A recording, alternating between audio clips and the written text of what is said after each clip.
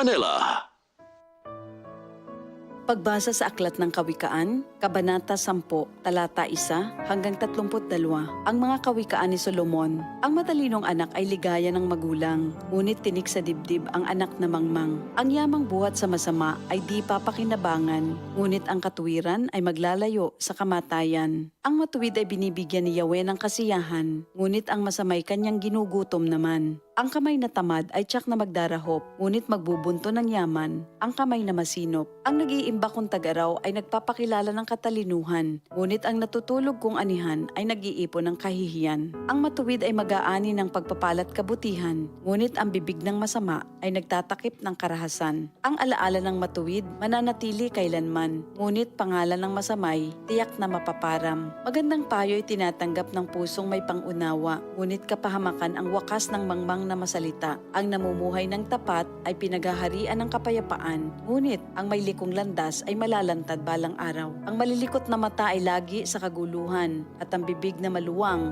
hahantong sa kapahamakan. Ang bibig ng matuwid ay bukal ng buhay, ngunit labi ng masama ay nagtatakip ng karahasan. Sa hari-saring kaguluhan ang bunga ng kapuotan, ngunit ang pag-ibig ay pumapawi sa lahat ng kasalanan. Sa labi ng may unawa matatagpuan ang karunungan, ngunit sa likod ng isang mangmang pamalo ang kailangan. Ang taong matalino'y nag-iimpok ng karunungan, ngunit ang salita ng mangmang ay nagdadala ng kapahamakan. Ang kayamanan ng mayamay matibay niyang tanggulan, ngunit ang kahirapan ng yagit ay kanyang kapahamakan. Ang kinikita ng matuwid ay nagbibigay buhay, ngunit ang sama-sama winawalda sa kasamaan. Ang nakikinig sa payo ay nasa daan ng buhay, ngunit ang ayaw sumunod ay tungo sa pagkaligaw. Ang nagtatanim ng puot ay puno ng kasinungalingan. Ang naninira sa kanyang kapwa ay isang taong mangmang. Ang taong masalita ay malapit sa pagkakasala, ngunit nagpipigil ng dila ay dunong ang pakilala. Ang dila ng matuwid ay tulad ng pilak na mahalaga, ngunit ang puso ng mangmang ay basura ang kagaya.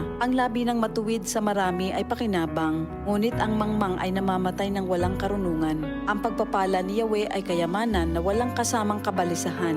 Ang paggawa ng kasalanan ay kasiyahan ng masama, ngunit ang mabuting asal, kasiyahan ng may unawa. Ang kinatatakutan ng masama ay magaganap sa kanya, ngunit ang hangarin ng matuwid ay matatamo niya. Tinatangay ng hangin ang taong masama, ngunit ang matuwid ay gusaling di magiba. Kung paanong ang usok ay nakakaluha, ang suka ay nakakangilo, gayon ang tamad na alipin sa kanilang mga amo. Ang paggalang at pagsunod kay Yahweh ay nagpapahaba ng buhay, ngunit ang mga araw ng masama ay hindi magtatagal. Ang pag-asa ng matuwid ay may magandang kahinatnan, ngunit ang pag-asa ng masama ang dulot ay kabiguan. Si Yahweh ay kanlungan ng mga taong matuwid, ngunit kaaway sila ng taong masama ang hilig. Ang matuwid ay mananatili sa kanyang dako, ngunit ang masama kung saan-saan matutungo. Ang salita ng matuwid ay nagpapakilala ng karunungan, ngunit ang dilang sinungaling ay puputuli naman. Ang salita ng matuwid ay palaging angkop, ngunit ang salita ng masama ay puro paninira. Ito ang salita ng Diyos.